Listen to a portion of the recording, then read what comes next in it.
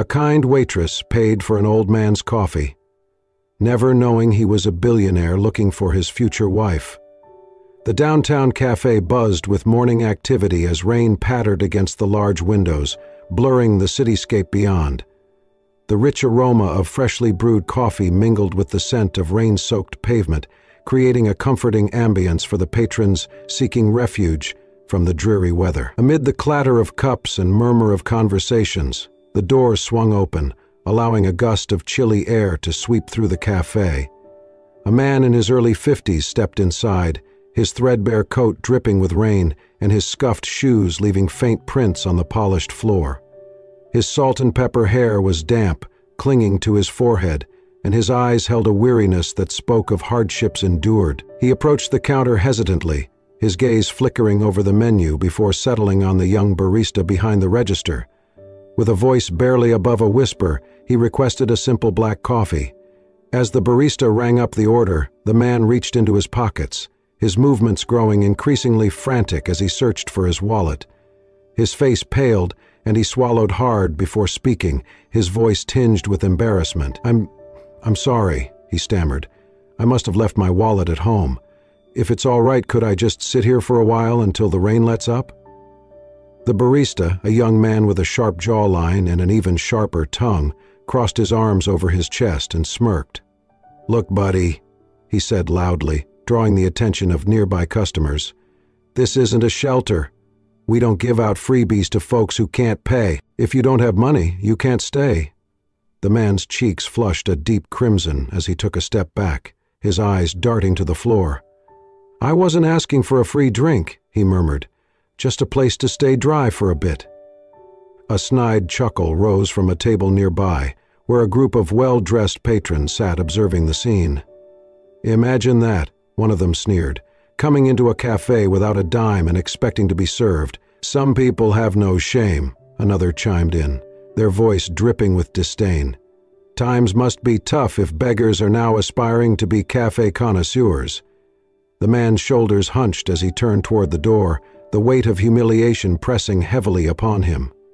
From across the room, Emma, a 29-year-old waitress with auburn hair pulled into a loose ponytail, observed the exchange. Her hazel eyes, usually warm and inviting, now burned with indignation. Balancing a tray laden with empty cups and plates, she navigated through the crowded cafe toward the counter. Setting the tray down with a decisive clatter, she reached into the pocket of her modest uniform and retrieved a $5 bill, placing it firmly on the counter. "That's enough," she said, her voice steady and clear, cutting through the murmurs that had begun to spread. The barista's smirk faltered as he looked at her. "Emma, what are you doing?" he scoffed. "You don't have to pay for this guy.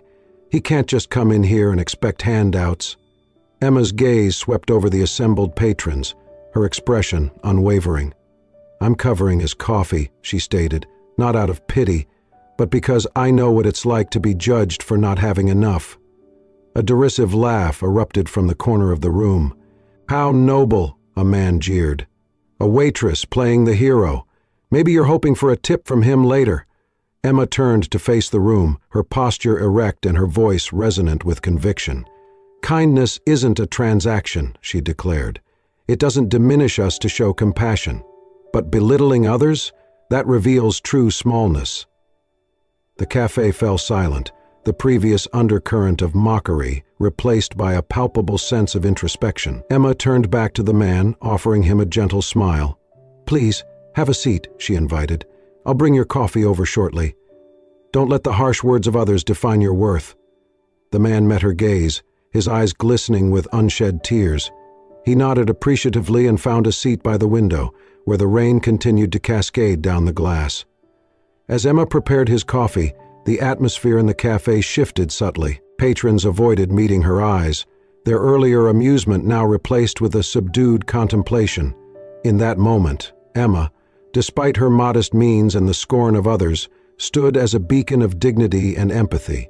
And the man, once deemed unworthy by those around him, found solace in the simple act of being seen and valued. The moment in the cafe still echoed in Emma's mind as she cleared the last table of her shift. No one had spoken to her directly since, but the stares, the whispers, and the silence hung in the air like smoke. The next morning, her manager Brian called her into the office. The small room smelled like burnt coffee and bleach. "Close the door," he said. Emma obeyed. Brian crossed his arms. "This is a business, Emma, not your charity project." She stayed quiet. "You don't get to decide who gets freebies," he continued. "If you want to play Mother Teresa, do it off the clock. I paid for it," she said calmly. "That's not the point," he snapped. "You embarrassed your coworker and made customers uncomfortable." Emma looked him in the eye. "No, he embarrassed himself." "Don't test me," Brian said sharply. "You're here to serve, not lecture." A beat of silence. "Can I go?" she asked. "Get out, and remember your place." Back in the kitchen, Marcy and Josh stood by the sink. They went quiet when she walked in. As she passed, Marcy muttered just loud enough, "Must be nice, acting noble when you still split rent with your kid sister." Josh chuckled. Bet she thought the guy was a secret millionaire. Emma said nothing. She grabbed her coat, signed out, and stepped into the drizzle outside. The air smelled of wet pavement and city smoke. She didn't rush. The apartment she shared with Lily was cramped, a one-bedroom with peeling paint and a drafty window. Lily lay curled on the couch, shivering under a blanket. "Hey," Emma whispered, brushing her sister's forehead. "You're late," Lily murmured. Emma smiled. "Got caught in the rain." She reheated old porridge, added a pinch of salt and handed it to her sister. Then she checked her wallet. $3. One subway token. A faded photo of their mom. She looked at the money, folded it slowly, and slid it back in. No regret.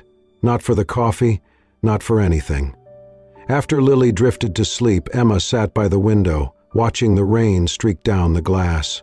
Her reflection stared back, tired, pale, but with a quiet strength still glowing underneath.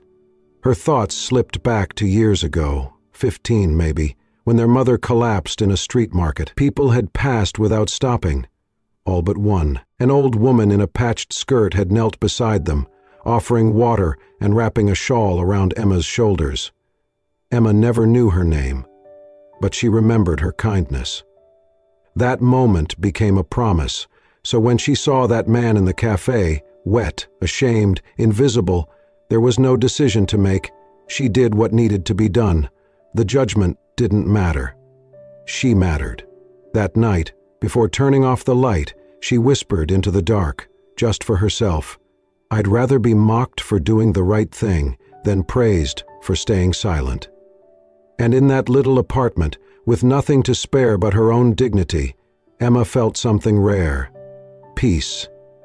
It had been 4 days since the incident, 4 long shifts filled with half-heard whispers and glances that lingered a little too long. Emma had learned to live with being invisible, but now she was visible for something she hadn't asked for, and the stares felt heavier than silence ever had. That morning the cafe hummed as usual, cups clinking, steam hissing, idle conversation. Emma moved from table to table, wiping crumbs, stacking plates, offering polite smiles. Then the doorbell chimed. She didn't look up right away. But something shifted. The air stilled, and curiosity tugged at her. She glanced toward the door. A tall man entered, dressed in a charcoal suit and silk scarf, his salt and pepper hair neatly combed. His polished shoes tapped lightly across the floor. He looked like a man who belonged in a glass tower, not this modest cafe, but there was something unmistakable in his eyes. Emma froze. He didn't go to the counter. He walked to the table by the window, the same seat where a soaked, humiliated man had once sat, and took it without a word. Emma gripped the cloth in her hand. Her heart thudded. She approached with a menu, unsure whether to act like she didn't know or to speak the truth aloud. Before she could say anything, he looked up. "I'm not here to order." She paused. "I only have one question," he said. "Why did you help me?" Emma blinked. I just couldn't watch it happen. You didn't know me. You had nothing to gain." She hesitated. "You didn't look like someone asking for a handout. You looked like someone being made to feel small. And I know that feeling." She sat down across from him, setting the menu aside. "When I was 17, she said, my mom collapsed in a market. No one helped. They walked around her like she was a problem.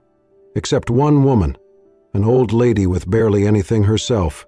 She stayed, and I promised I'd be like her if I ever got the chance." He didn't interrupt. He just listened.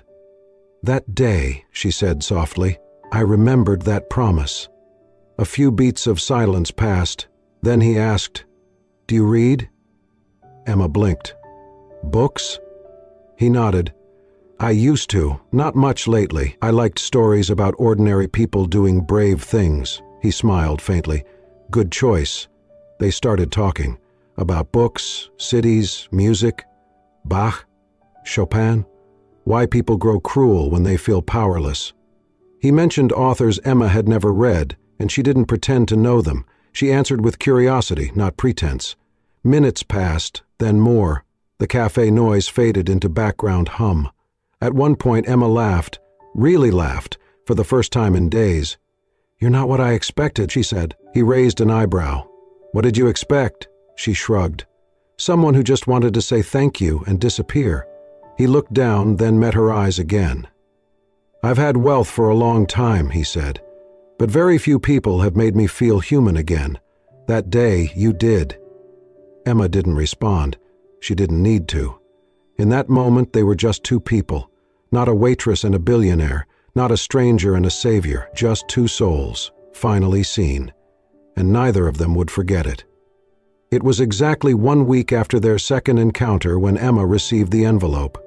There was no return address, no sender's name, just a heavy ivory card inside, embossed with gold lettering and the unmistakable logo of the Ainsley A, five-star hotel in the heart of the city known more for hosting heads of state than waitresses from Waittown cafes. Her name was printed clearly at the top, Emma L. Bennett, guest of Charles H. Everlyn.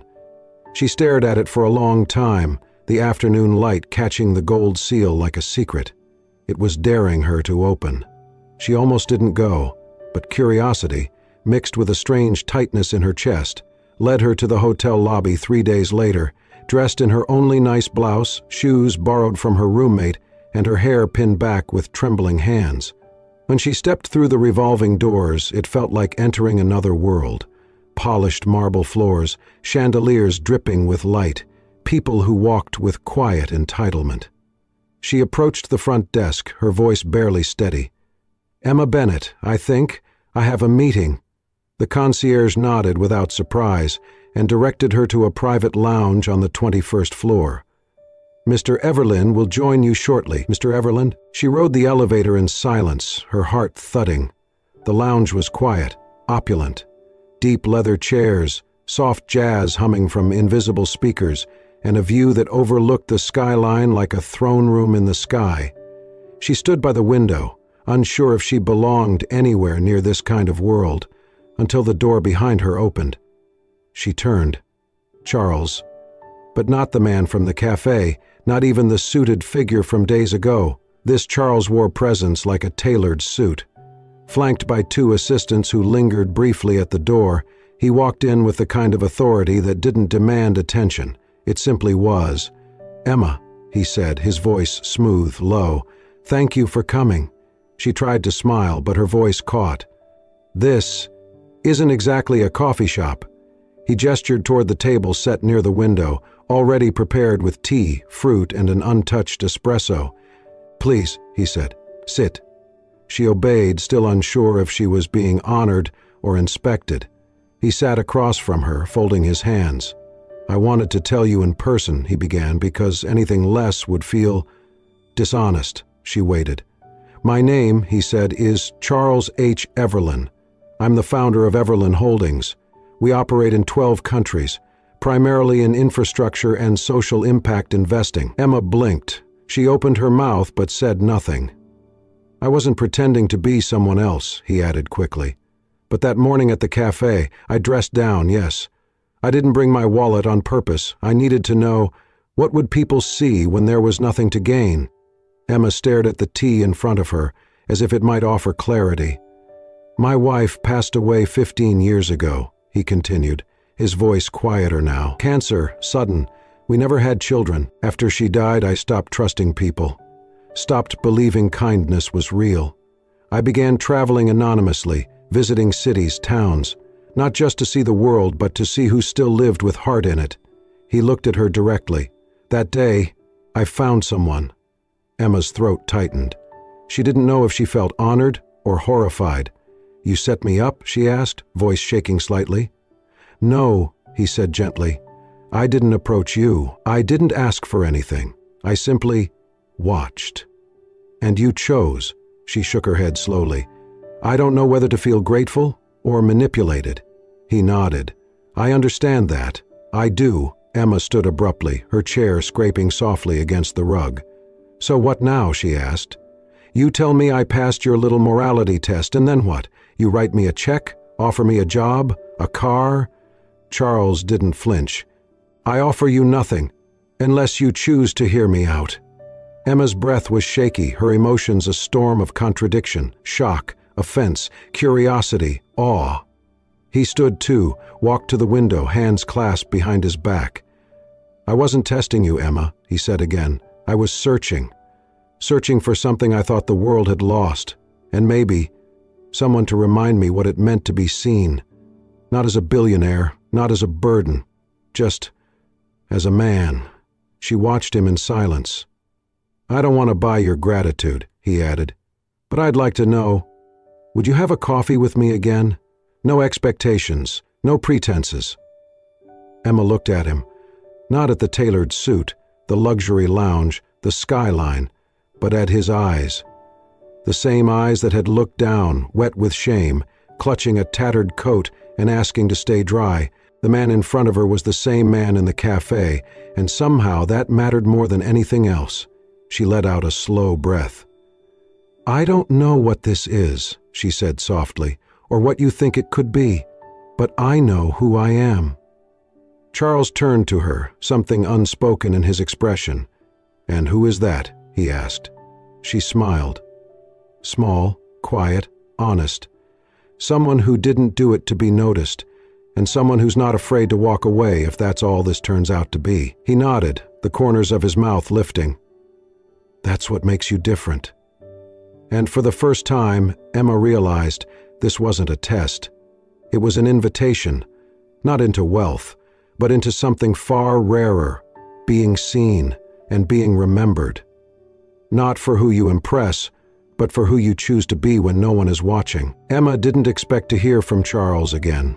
She thought perhaps their last conversation at the hotel had been the end of something strange, surreal, a moment outside her normal life, a window she had looked through but would never be allowed to step beyond. But the very next afternoon, another envelope arrived. No gold embossing this time, just her name, written in careful penmanship. Inside was a short note, written in the same steady hand. Emma, I'm traveling to Montreal next week. I visit every year. It's quieter there, peaceful. I'd like you to come. Not for business, not for formality, just company, just conversation, no expectations, only a sincere invitation. Charles. There was a round-trip train ticket tucked inside. She held it in her hand for a long time. Later that night, in the cramped kitchen of their small apartment, Emma stared at the rice boiling on the stove, while her younger sister Lily sat bundled on the couch, coughing softly between sips of tea. You're quiet, Lily said. Emma smiled faintly. That's rare, huh? Lily tilted her head. You thinking about him? Emma nodded. She told Lily everything, about the invitation, the ticket, the way it made her feel as if a door had opened, one she hadn't dared to knock on before. I'm not sure I belong in his world, she said. What if I embarrass myself? What if it changes the way I see myself, or the way he sees me? Lily studied her for a moment. Then she said something Emma never forgot. You've spent your whole life making space for others. Maybe it's time you see what space looks like when someone makes it for you. That night, Emma couldn't sleep. She lay awake listening to the rain tapping the window pane, the sound of city buses humming below, the soft ticking of the old clock on the wall. She thought of the cafe, the way people had laughed, scoffed, judged. She thought of Charles's eyes, humble, searching, human. And she thought of her mother, who used to say, "Don't wait for life to come get you. Sometimes you've got to go find it yourself." By sunrise, her decision was made. She packed lightly, a single bag, a worn journal, 2 changes of clothes, and the book she'd been too tired to finish for months. She left Lily a note on the fridge with grocery money and a hug that lingered longer than usual. At the train station, she stood on the platform with her heart caught somewhere between hesitation and hope. When the train pulled in and the doors opened with a soft hiss, she stepped forward, not into luxury, not into a fantasy, but into the unknown. Charles was waiting in the cabin. No bodyguards, no fanfare, just him, seated by the window, a book in his lap and 2 coffees on the table. He looked up when she entered and smiled, not the practiced smile of a man used to being served, but something warmer, something real. "I didn't think you'd come," he said. Emma sat down across from him, setting her bag gently by her feet. "I didn't think I would either," she replied. "But then I remembered. The world doesn't change unless you walk into it." He nodded thoughtfully. "I'm not offering anything," he said. "No promises, no paths paved in gold. I just thought, maybe it's time I stopped walking alone." Emma looked out the window as the city began to blur, the buildings giving way to trees, the rhythm of the train settling into her chest like a heartbeat. She turned back to him. "Maybe," she said, "we both needed someone to remind us we're still allowed to choose something different." And with that, the train carried them forward. 2 unlikely travelers, bound not by destiny, but by choice.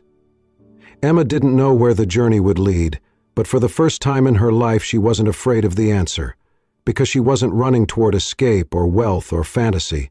She was walking into something honest, and that, she realized, was enough. The days that followed were unlike anything Emma had ever known. No 5-star hotels, no yachts, no champagne brunches. Instead, she found herself waking up in quiet villages and dusty towns, in modest guest houses and community centers, riding in the back of Charles's old Jeep with the windows down and the wind playing in her hair. He didn't live like the billionaire the world believed him to be.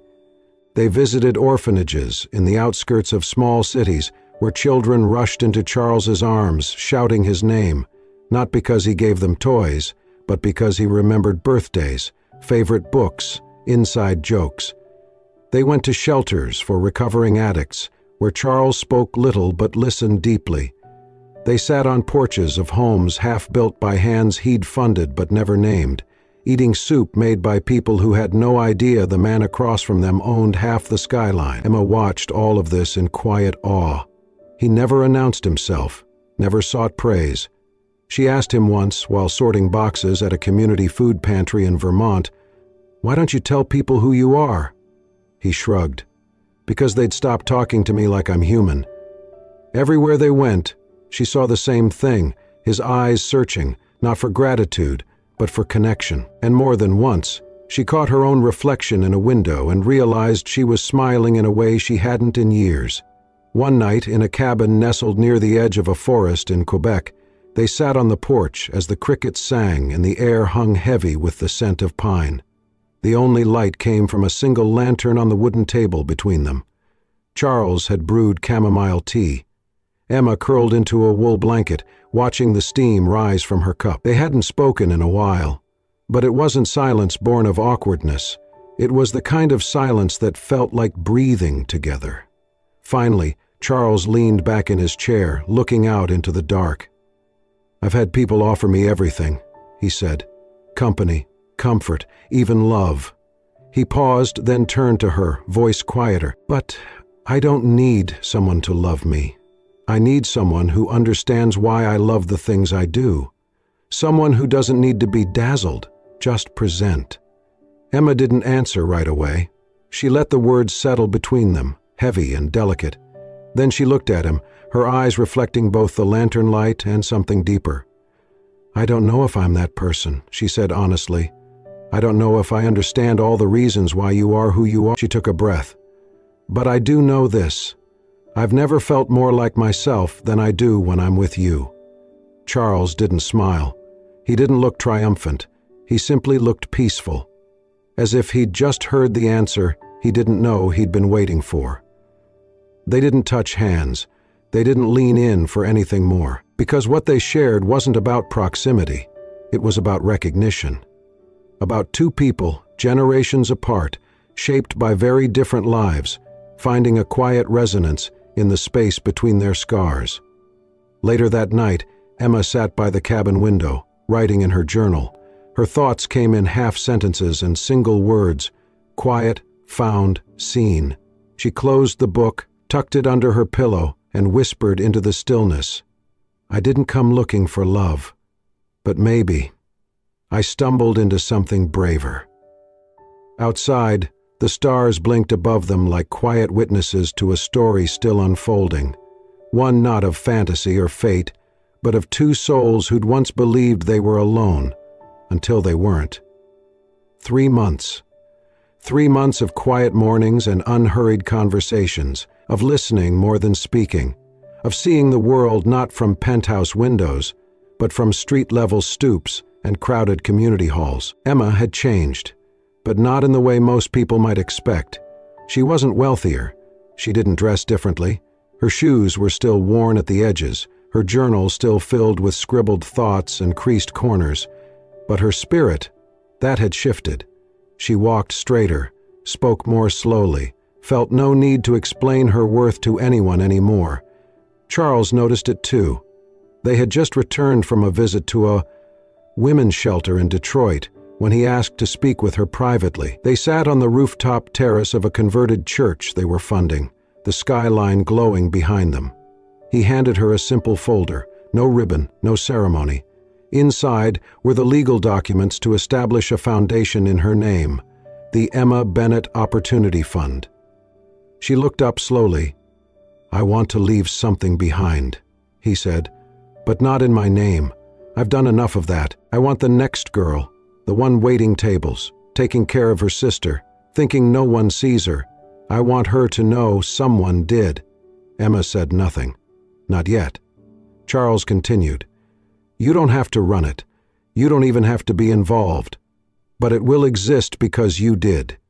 Because one person chose to see someone not for what they had, but for who they were." Emma placed the folder on the table, gently, her fingers resting on the edge of the cover. "I don't know what to say," she whispered. Charles smiled. "You don't have to say anything." But she did. She took a long breath, steady and sure. "I'm honored," she said, "more than I can express. But if it's all right, I'd like to try something else." He nodded, encouraging. "I want to build something on my own," she said. "It doesn't need to bear my name, or yours. I want to start from the ground up. Not because I don't value what you're offering, but because someone once believed in me enough to let me believe in myself." Her voice didn't waver. "And I want to offer that same belief to others, not through money, but through presence, through listening, through being there when no one else shows up." Charles was silent for a moment, then he smiled. Not with surprise, but with the quiet, radiant pride of someone who had known all along this day would come. "You already have," he said. Emma looked at him, at the man who had once sat trembling in a cafe, ridiculed and dismissed, only to become her mirror, her mentor, her friend. There was no label for what they were, not lovers, not partners, not quite family, but something more enduring, a kind of soul recognition, a shared truth that required no definition. He reached across the table and gently squeezed her hand. "No matter what you do," he said softly, "I'll be in your corner. Always." She nodded, her eyes glistening, and in that moment nothing more needed to be said. Their story had never been about grand declarations. It was built on quiet choices, patient belief, and the courage to let each other go. Not out of loss, but out of trust. They sat there until the sun dipped below the horizon, casting long golden shadows across the city they had come to see not just as a place, but as a promise. A promise that kindness, once offered without condition, would always find its way back, and that sometimes the truest form of love is letting someone walk their own road, knowing they carry a piece of you with every step. The rain had returned, soft, steady, as the final letters were pressed onto the cafe window. The first cup. Emma stood across the street with an umbrella in hand, watching as her vision became real. This wasn't just a cafe. It was the cafe, the one where everything began, where a man once stood, soaked, shamed for forgetting his wallet, where she, a waitress with little to give, had offered a $5 bill and unknowingly rewritten her life. Now, the space was hers, but more importantly, it belonged to everyone. She had rebuilt it from scratch, painted the walls, refinished the floors, replaced the lights. With the help of volunteers, small donors, and quiet encouragement from someone who never asked for recognition. Etched beneath the glass logo was the motto, "No one should have to earn kindness." Inside, the cafe glowed with life. Warm lighting, soft jazz, shelves of books, and the low hum of conversations. A chalkboard near the counter didn't list prices. It read, "Your first cup is on us, your second, if you can, on someone else." The piano in the corner waited for the afternoon trio. Tables bore not numbers but handwritten words. Hope, trust, begin. Emma stood near the window, watching the flow of humanity. An exhausted nurse, a delivery driver, a mother and 2 kids, a space for rest, for dignity. Then the door opened. A man stepped inside. Older, hunched, soaked from the rain. His hands trembled as he held the door. He looked uncertain, almost apologetic. A young barista stepped forward. "Sir, this place is for customers only. If you don't have—" Emma crossed the room before he could finish, laying a gentle hand on the barista's shoulder. "It's all right," she said, then turned to the man. "Would you like a seat by the window?" He nodded gratefully. She smiled. "And what would you like today?" "Just something warm," he murmured. "To sit for a bit. It's been a long morning." Emma's voice softened. "Then let's make it longer, with a little peace." She glanced at the barista. "Here, the first cup is always on us. No questions, no shame." He nodded, eyes wide, lesson learned. As she headed to the back, something tugged at her. She turned to the window, and there he was, Charles. Standing across the street, under a black umbrella, his coat collar pulled up, his face calm, eyes warm. He didn't wave, didn't come inside, just watched. She met his gaze, and in that silent moment, something passed between them. Gratitude, farewell, and something else, a promise.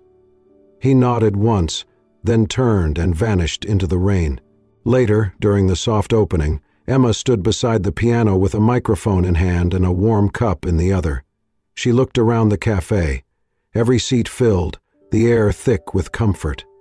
"Years ago," she began, "I paid for someone's coffee. I didn't know who he was. I just saw someone being made small, and I couldn't look away." She paused. "That cup cost me $5, but what it gave me was a new way to see the world." Some nodded. Others wiped their eyes. "I thought I was helping a man who was lost," she said. "But it turns out he helped me find the version of myself I didn't know I was allowed to become." She set the cup down. "This cafe isn't about selling coffee. It's about presence, about showing up when no one else does." Her voice grew softer. "A man once told me, kindness doesn't need to be remembered. It only needs to be continued." She smiled. "So, that's what we're doing here. One cup at a time." And almost as an afterthought, she added, "Some loves don't need romance. Some lives change with nothing more than a kind gesture and the courage to mean it." The room applauded. A saxophone began to play, and somewhere in the back a first cup was poured. For someone who didn't know they needed it, until they did. And so it began. Again. Thank you for joining us on this heartfelt journey. One that began with a single act of kindness and unfolded into something far greater than either of them ever expected. Emma didn't need a miracle. She didn't chase wealth or titles. All she did was choose to care on a rainy morning when no one else would. And sometimes, that's all it takes to change, not just one life, but 2. If this story moved you, inspired you, or reminded you of the quiet power of compassion, don't forget to like, comment, and, most importantly, subscribe to Soul-Stirring Stories. Here we tell the kinds of stories that heal, uplift, and remind us what it means to be truly human. We'll see you in the next one, where another soul waits to be seen.